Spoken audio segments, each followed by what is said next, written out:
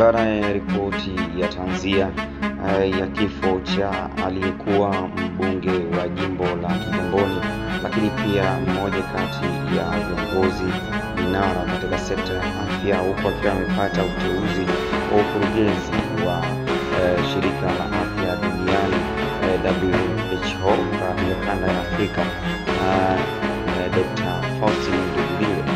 Ofisi ya bunge la Tanzania imefanya mabadiliko ya ratiba ya maziko ya mteule wa shirika la afya duniani WHO kanda ya Afrika, ambaye pia ni bunge la Kigamboni, Faustin Ndugulile, ambaye alifariki usiku wa kuamkia jana Novemba 27 nchini India, ambapo ratiba ya sasa inaonyesha atazikwa Jumanne Disemba 3, 2024 Kigamboni, Dar es Salaam, badala ya Jumatatu Disemba 2, 2024.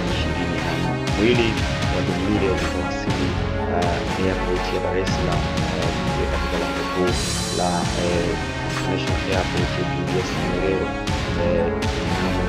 kesho kufikia India na Jumatatu Disemba 2 itaanza viwanja vya Karimjee, kisha Disemba 3, 2024 wananchi wa Kigamboni watapata fursa ya kutoa heshima zao za mwisho katika viwanja vya Machanga Kigamboni, na baadaye atazikwa saa 9:30 alasiri Kigamboni. Hizi ni ripoti kutoka na tanzia hiyo ya kiongozi mashuhuri kabisa katika ardhi ya Tanzania, ambaye pia alikuwa amepata uteuzi huo wa shirika la afya duniani WHO, World Health Organization, lakini kwa bahati mbaya alifanikiwa hata kutumikia cheo hicho ambacho alipaswa kuanza kutumikia rasmi mwezi Februari 2025. Lakini wakati huo pia mkurugenzi mkuu wa shirika la Umoja wa Mataifa la afya duniani WHO alisema ameshtushwa na utekelezaji utarajiwa kushika watu hao kuingia WHO kanda ya Afrika. Faustin Ndugulile, mkurugenzi mkuu huyo wa WHO Tedros Adhanom Ghebreyesus, anaeleza masikitiko yake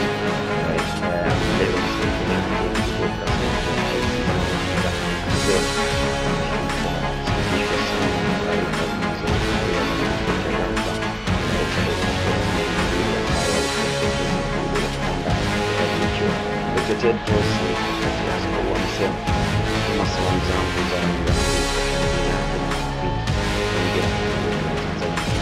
taarifa rasmi ya kifo cha Dr. Ndugulile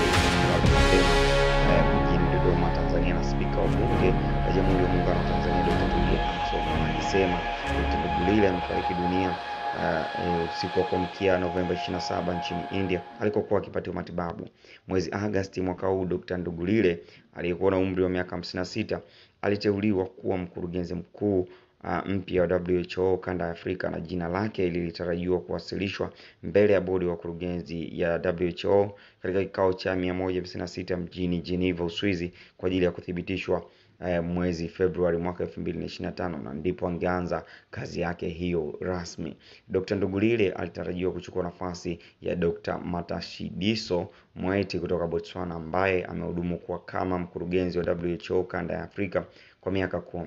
Baada ya nchi wanachama kupiga kura na kumteua jina la Dr. Ndugulile mwezi Agosti mwaka huu, alizungumza na idhaa hii ya Kiswahili na kutaja vipaumbele vyake.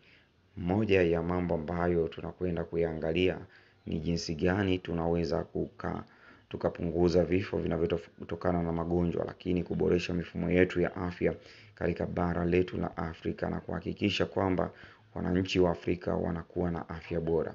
Hayo ndio mambo ya msingi tutakayokwenda kuyaangalia baada ya kuanza majukumu yetu. Naye Dr. Tedros alisema Dr. Ndugulile amepata imani na kuaminiwa na nchi wanachama wa kanda kuchaguliwa kuwa mkurugenzi wa WHO Afrika. Hii ni bahati kubwa na jukumu kubwa.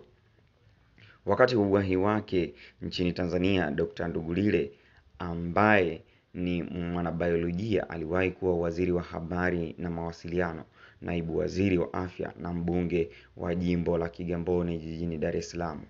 Bwana ametwaa jina lake na lihimidiwe. Apumzike kwa amani Dr. Faustin Ndugulile.